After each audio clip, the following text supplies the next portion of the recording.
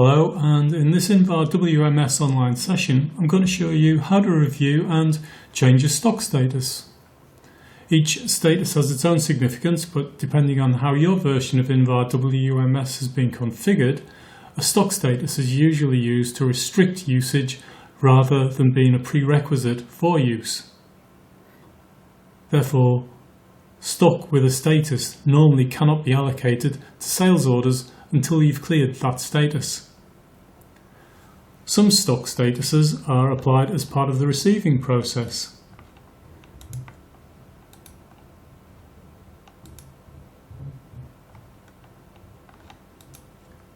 Stock in a container or location is given a status of blocked when not found or short-picked during the picking process. And you can also set and clear status using the Manage Stock screen on the web client. Let's start at my homepage of the dashboard, where one of the widgets is for blocked stock. The total on the bars is for the number of articles affected by the status, and return shows one article affected by that status. You may have to follow different processes before you can clear a stock status. For instance, lost stock clearly has to be found, but return may just need an inspection. Let's find the returns in our Manage Stock screen by right-clicking on the menu item, open link in new tab.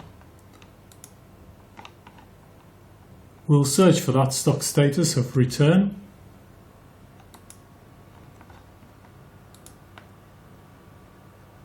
And it returns 4 rows, all for the same article, which ties in with what we saw on the dashboard.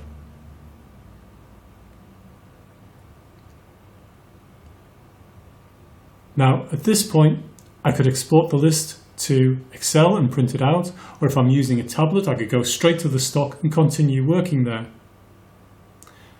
After doing an inspection, I'm happy that all of this stock is okay to use. Now, when I select a single row and click Change Stock Status, the statuses are shown. But when you select multiple lines, a consolidated stock status is not shown. But all statuses are entirely replaced by whatever you select here. Selecting the null value, click Save, and the data is refreshed, and you can see that the status has been replaced. Let's just quickly have a look at another stock record.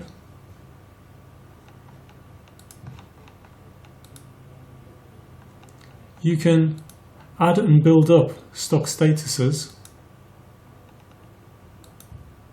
by selecting from this list. You can remove them using this method,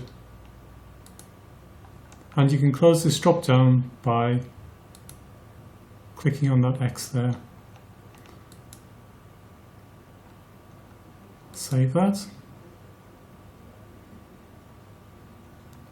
Records updated, and I'm going to click on my home button to go back to my dashboard, and we see that my dashboard's updated. There's no more returns to be processed. Okay, that's it for this Invar WMS online session.